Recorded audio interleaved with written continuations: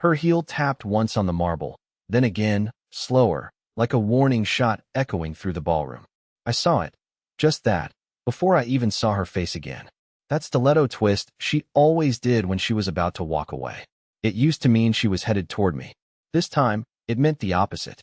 I stood near the exit, one hand stuffed in my jacket pocket, the other clenched around a folded paper napkin I'd been pretending was useful for the past 10 minutes. The music had changed tempo, softer now, slower, like it had some emotional insight into what was about to happen.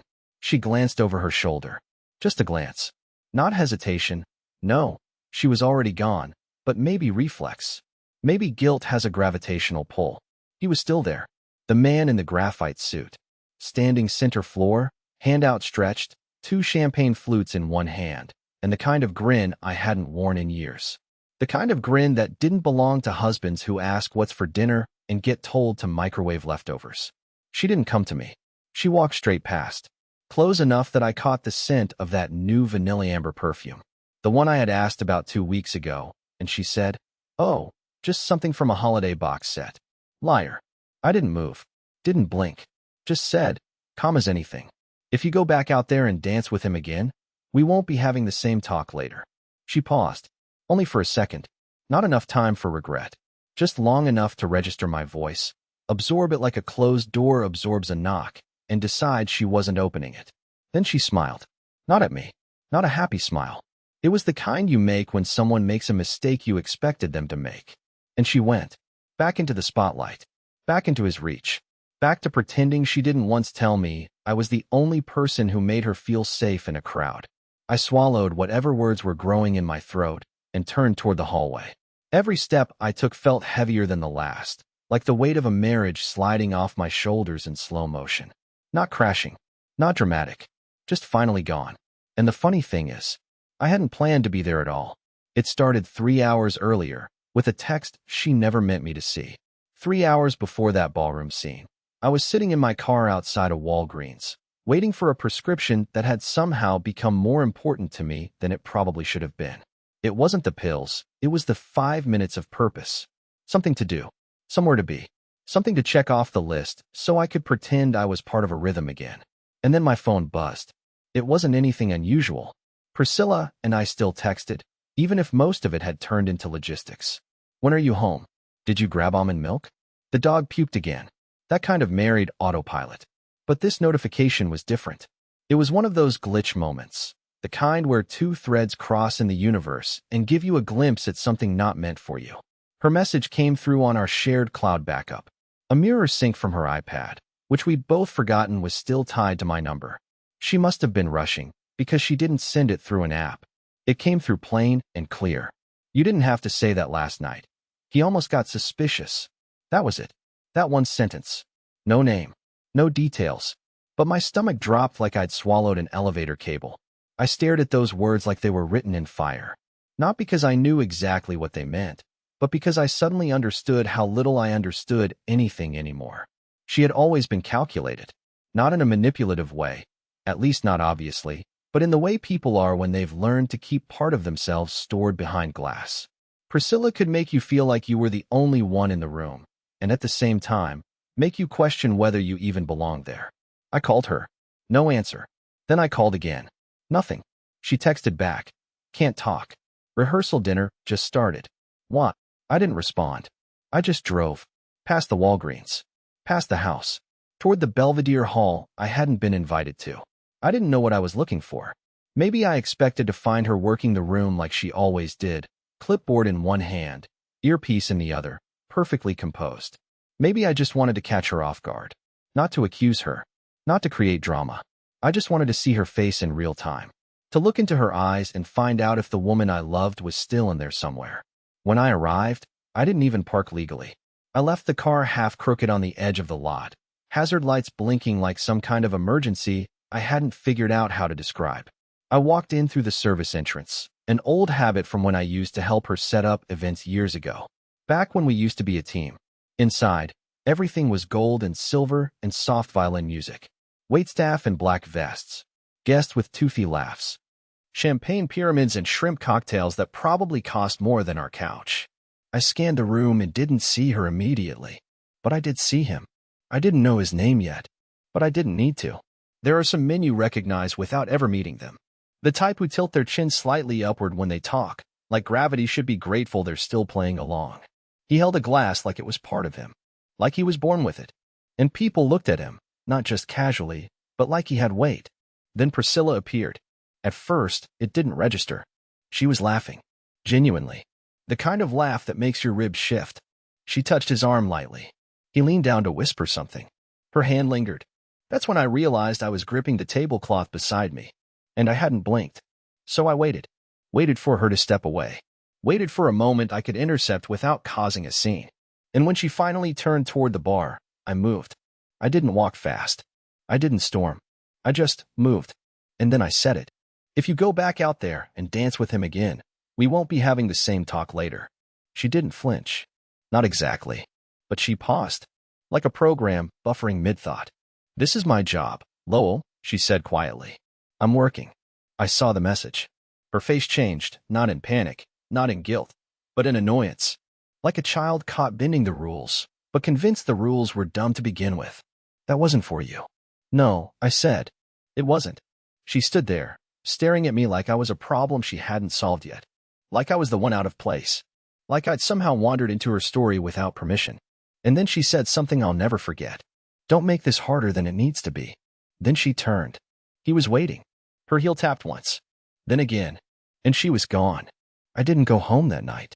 I didn't even try.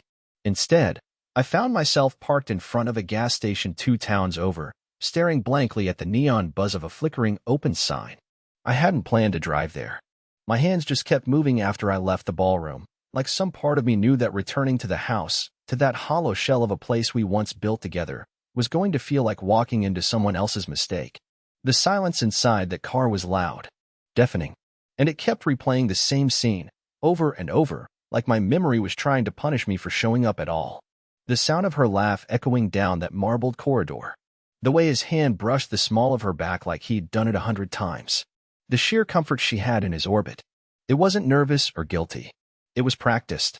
I had been watching the movie of my own erasure in real time. It took me another hour to start breathing normally. And another after that to admit to myself that this wasn't some temporary thing. This wasn't an emotional misunderstanding or a fragile moment that could be patched up with counseling or a weekend trip or the right words.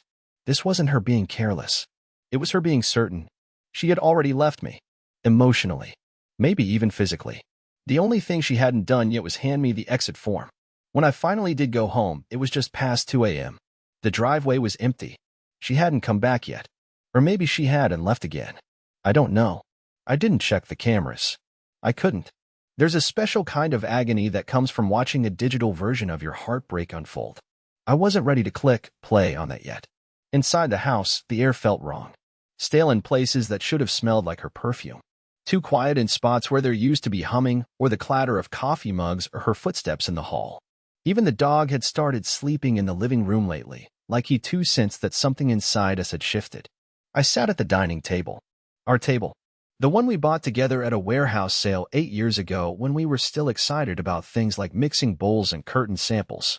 The table that had witnessed birthdays, burnt dinners, and long nights spent trying to figure out if we were ever going to be parents. I stared at her chair. The one on the left, where she always curled one leg up and flipped through her emails with a wine glass in hand. It was empty, of course. But in my mind, I could still see her there. Only it wasn't her now, it was the version of her I missed. The woman who used to reach across mid-sentence and squeeze my hand for no reason. The one who used to wear my t-shirts and leave sticky notes on the fridge that said things like, "I love you more than Saturday naps." That version of Priscilla was gone. Or maybe she never existed. Maybe she was just someone I built in my head because I needed her to be real. I barely slept. And when I woke the next morning, the house was still empty. No sign of her return. No text. No apology. Nothing. But something had changed in me overnight. A kind of stillness. Not peace. Not closure. Just a calm that comes from knowing the storm you feared is already here. I opened her laptop. It wasn't something I ever thought I'd do. I hate snooping. I hate that part of myself that had been forced to become suspicious. But I had to know. Not for revenge. Not for a fight. Just so I could stop waking up every day wondering if I was crazy. Her password hadn't changed. The desktop loaded. There were no love letters, no secret folders labeled Eric, but there were bookings, car services, hotel confirmations, transfers, not for her clients, but for herself. There were email chains with someone named N.D., short, clipped exchanges, always professional on the surface. But there was a thread of familiarity woven through the tone, a kind of intimacy masked in efficiency. I clicked on one, dated last Tuesday. Room confirmed for 6:30. Quiet corner. Same as before. And beneath it, thanks, N. I owe you one. My heart was pounding again, but my hands were steady. I scrolled further. More meetings. More quick confirmations. Always vague, but always precise. And then I opened the calendar app. Thursday, dinner with A, 7 p.m. Please confirm right. A. Not in. Another name? How many? And that's when it hit me. This wasn't just about Eric. This wasn't just one mistake, one inappropriate flirtation, one emotional misstep. There was more. Much more. And I was so late to the party, I didn't even know how many people had already danced with my wife. I sat there for a long time, long enough that the light in the hallway shifted from warm gray to the pale blue of an early morning that didn't ask permission to arrive. Her laptop screen had gone black twice from inactivity, and still, I hadn't moved. Not really. I was locked in some mental loop, replaying every night she came home tired. Every text that said, meeting ran long. Every time she turned over in bed and faced the wall. Suddenly, everything familiar was being reclassified. It was no longer routine, it was evidence. I went looking for patterns. That's what people like me do when we feel control slipping. We look for structure in the collapse. I wasn't hoping to catch her anymore. I already had. I just needed to know how deep the roots ran. I opened her photos. Not the gallery, she was too smart for that. But the hidden album she probably forgot synced across devices.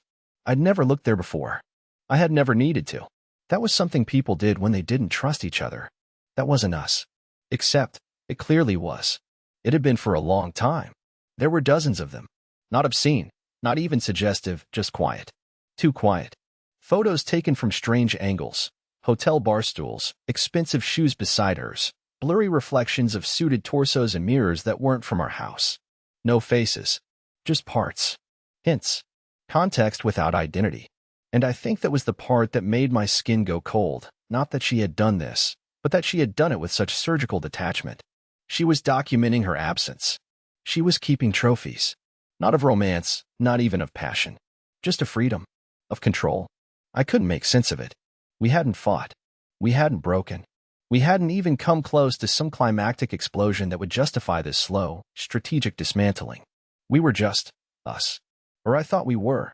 And now, sitting in a dim room with nothing but the hum of the refrigerator to remind me I was alive, I had to consider something I never thought I would.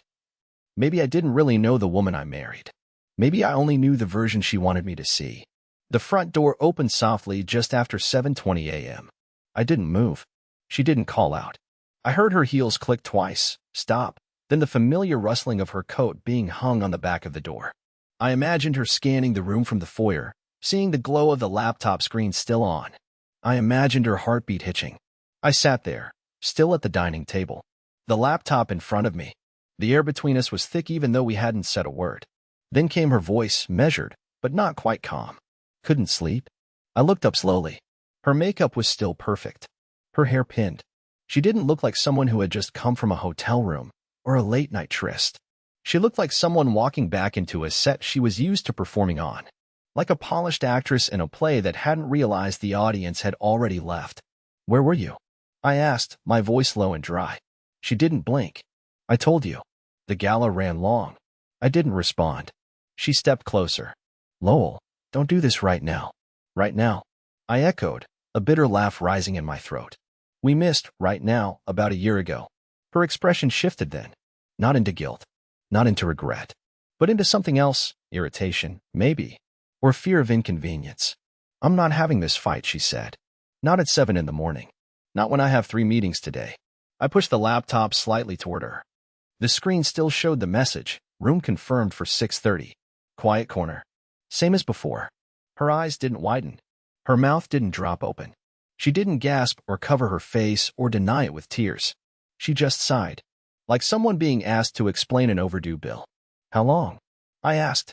She pulled out the chair across from me and sat down, crossing her arms like she was preparing for an interview, not a confession. It doesn't matter, she said. It does to me. She didn't answer right away. Then, almost too calmly, the first one? Maybe a year. I don't know anymore. My hands started to tremble. Not with rage. With some awful hybrid of grief and disbelief. How many? Priscilla tilted her head. Lowell, you don't want that answer. I do. She hesitated, then shrugged, actually shrugged. 3. Maybe 4. It's never been about love, okay? I wasn't trying to hurt you. And that was it. The sentence that hollowed me out more than any of the others. I wasn't trying to hurt you. As if that somehow made it better. As if betrayal without intent was less poisonous. As if the silent unraveling of everything I believed and could be neatly folded and filed away under, it's complicated. I stood up. She watched me like she was trying to guess what I'd do next. Cry? Shout? Collapse? But I just stood there. Because for the first time in months, maybe years, I wasn't confused anymore. I was empty. And emptiness has a strange kind of clarity. I didn't speak to her for 2 days. Not out of spite. Not to punish her. I simply couldn't figure out what words would even mean anything anymore. I walked through the house like a man visiting the place where his old life used to live. I'd pass a photo on the wall, her laughing with her hand on my shoulder, and wonder if it was taken before or after the first affair. I'd open the bathroom drawer and see her little jar of lavender cuticle cream and ask myself why she still needed things like that when she was already gone in every way that mattered. She didn't seem fazed. She still made coffee every morning. Still dressed for work like nothing had happened. On Thursday, she even hummed while putting on her mascara, like we were just any other couple with a minor disagreement, not two ghosts brushing past each other in the hallway of a shared failure. The silence between us wasn't tense. That was the worst part. It was practiced. Like we had both quietly agreed to pretend this wasn't happening because confronting it meant dismantling everything. And maybe that was exactly what she wanted, to wear me down, to wait until I accepted this new arrangement like it was just a shift in routine. Just one of life's adjustments. Friday morning, she spoke first. I was sitting at the kitchen table, stirring sugar into my coffee out of pure habit. I don't even take sugar. She walked in, fully dressed in one of her navy work dresses, heels already on, and leaned casually against the counter. You going to stay mad forever? She asked. I didn't look up. I'm not mad. She narrowed her eyes slightly. Okay, then what are you? I considered it. Detached, I said finally. She smiled faintly. That's rich, coming from you. I looked at her then. Really looked. And for the first time, I realized something I hadn't dared let myself believe until that moment. She wasn't ashamed. She wasn't even sorry. She had made peace with who she was long before I ever saw the first crack. In her mind, this was survival. Maybe even evolution. She poured herself a coffee and sat across from me, like we were having a normal conversation. She didn't ask if I was okay.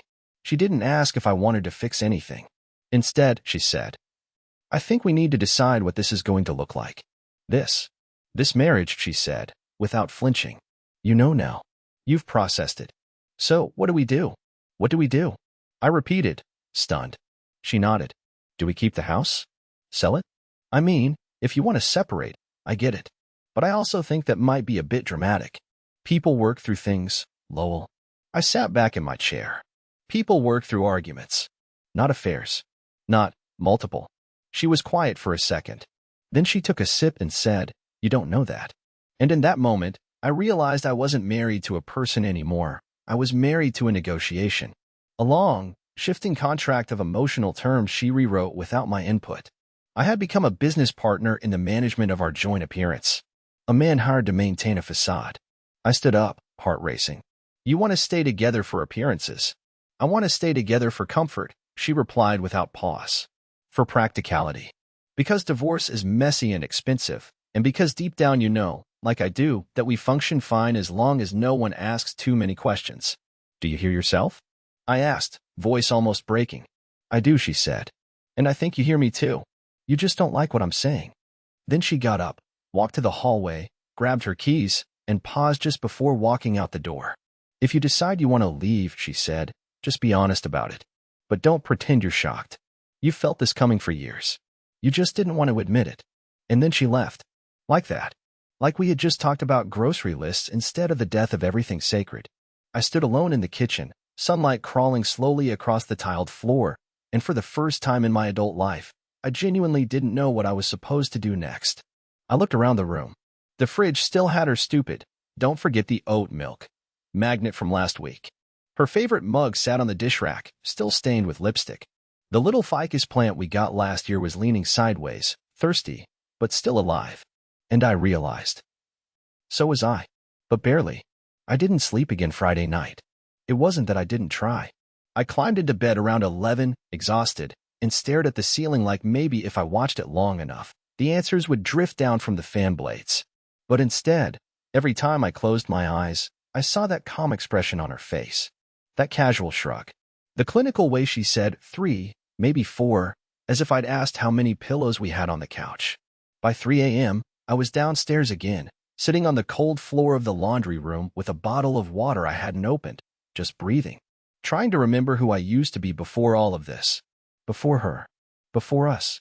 And the more I thought about it, the harder it was to draw a clear line between me and her. She was stitched into every corner of my life, and now those stitches were unraveling, thread by slow, careful thread. And then something happened that broke the stillness. A vibration. Her spare phone buzzed on the shelf. Now, let me explain. Priscilla had a second work phone. Not secret, not hidden. She was transparent about it, mostly because her job required her to be reachable by high-profile clients even when she was off-duty. It was the phone that rang at 11 p.m. when some hotel needed a last-minute booking or when an event coordinator double-booked a venue. I never thought twice about it, but it was buzzing now, and she was asleep upstairs. I stood up slowly, picked it up. The screen lit up with a preview. "Hey, room 509 again?" No name, no emoji, just that short sentence. I stared at it so long that my hand went numb. The message didn't need a name. I knew. I didn't know who it was, but I knew what it was. She'd lied about everything. Not just the scope of her affairs, but the timeline, the frequency, the intention. This wasn't accidental or reactive. This was curated, scheduled. I placed the phone back down and walked out of the laundry room. Not to confront her. I didn't have the strength for another calm dismissal. I needed something else. Not proof. Not confirmation. Something deeper. Something that would help me understand how I'd let myself become invisible in my own life. I remembered something then, something small. Something I hadn't thought about in months. Priscilla kept a storage locker. It started off as a practical solution. We'd moved from a larger condo into our current house 6 years ago, and at the time, she insisted on keeping some of her career stuff separate. Binders, boxes, extra supplies, lighting kits. She signed up for a climate-controlled unit and paid for it with her personal account. It wasn't secret, exactly. She even offered to show me once, but I said no. I trusted her. I didn't need to check. But now, I needed to check. I waited until morning. I waited until she left for her early brunch with a colleague I'd never heard of. Then I took her spare locker key, the one she kept in the drawer behind the canned soups, and I drove out to the facility on Broadmoor. The place was quiet, just a sleepy guy behind the desk who waved me in without even asking for ID. I parked near the elevator, rode up to the 3rd floor, walked down the hallway, and unlocked Unit 3B like I was opening a door to a part of my own life I didn't know existed. What I found inside stopped me cold. It wasn't party supplies. It wasn't storage. It was a second version of her. A box labeled LO, a name I'd never heard her use. Inside were letters, cards, even a small photo album, her, smiling next to a man in sunglasses by a lake I didn't recognize. Another with her sitting beside a Christmas tree I'd never seen, a wrapped gift in her lap. Dozens of tiny keepsakes, concert wristbands, receipts from restaurants and cities we'd never visited together, a folded-up paper napkin with "See you soon," J scrawled in thick blue ink. I sat on the floor of that locker with her whole other life in my hands. And for the first time since this all began, I wasn't confused. I was furious.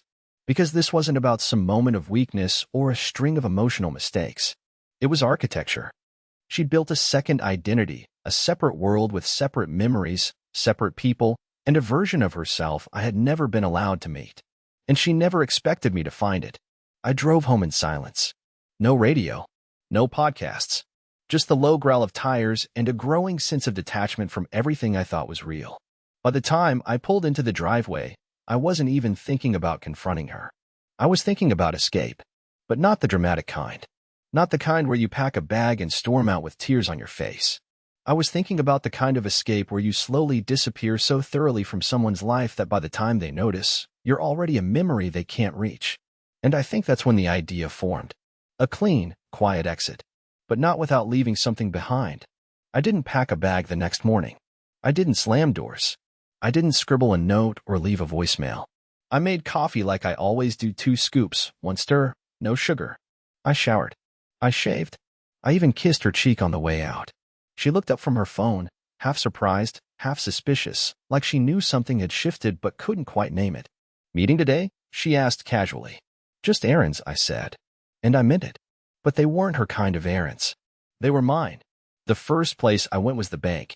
Not our shared bank, mine. An old solo checking account I'd kept from years back. Originally opened when I did some freelance historical consulting. I never closed it because it felt like a tiny secret part of me existed there, untouched by our marriage. I deposited half of what was left in my monthly paycheck. Quietly. No alerts would be triggered. No red flags. Just a small shift in weight. Then I visited my brother. We hadn't spoken in a while, not because of a fight, but because life just got in the way. He was single, worked long hours, kept to himself. I asked him if I could crash on his couch for a few nights, no questions asked. He raised an eyebrow but didn't press. Just tell me when, he said. I told him soon. Very soon. By noon, I was at a storage facility. Not hers. Mine now. I signed a month-to-month lease for a modest 5 by 10 unit. I bought plastic bins from a hardware store nearby, enough for essentials. A few personal files.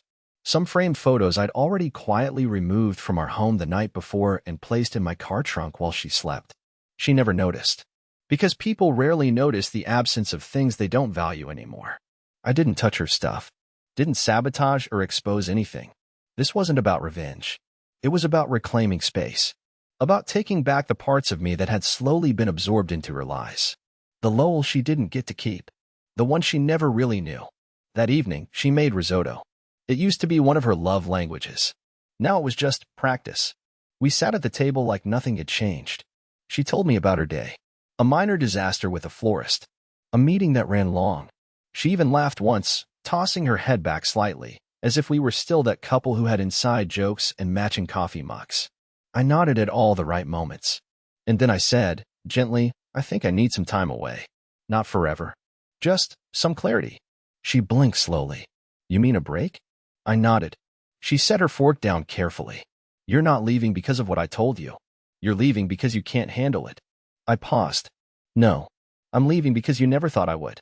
She stared at me, studying my face. For a moment, I thought she might argue. Might cry. Might ask me to stay. But she didn't. She just said, do what you need to do.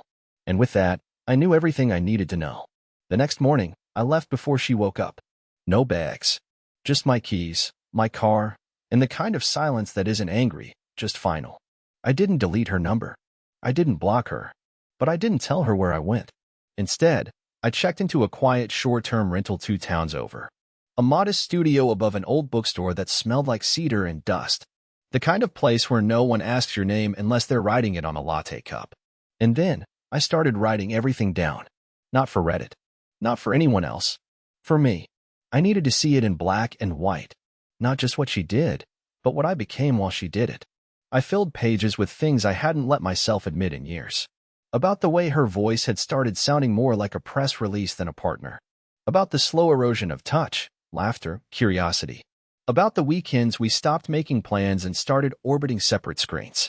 About how I convinced myself I was being mature for not needing more affection, when really I was starving for it. By the time I reached page 15, I realized something that startled me. I wasn't writing about her. I was writing about myself. And not the man who found the text or unlocked the storage unit, but the man who ignored the signs for years.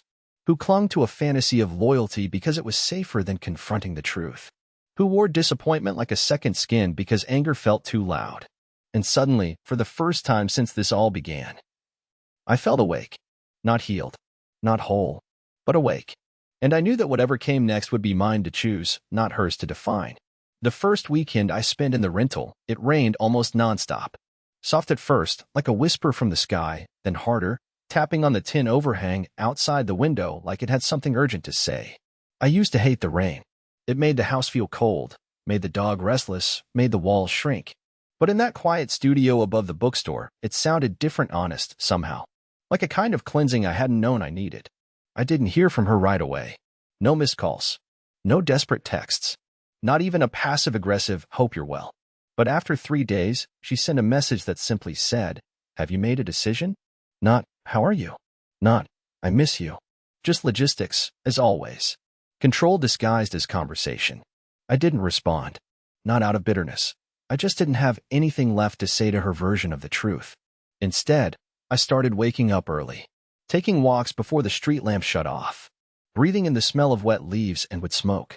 I'd stop for coffee at a little shop where no one knew me as Priscilla's husband or the guy who never said much.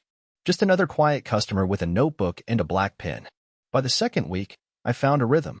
I started working again, remotely, part-time, helping digitize city records for a university archive project.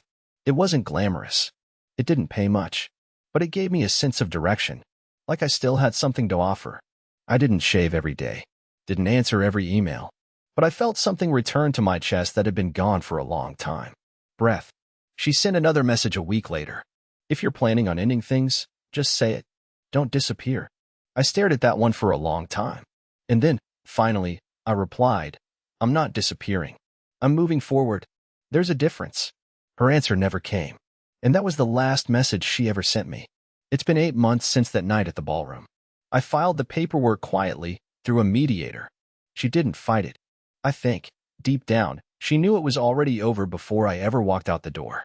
Some marriages don't end with screaming. Some end with quiet realizations and final mornings that look just like any other. I live in a different town now. Still small. Still unremarkable on a map. But my place is mine. I cook simple meals.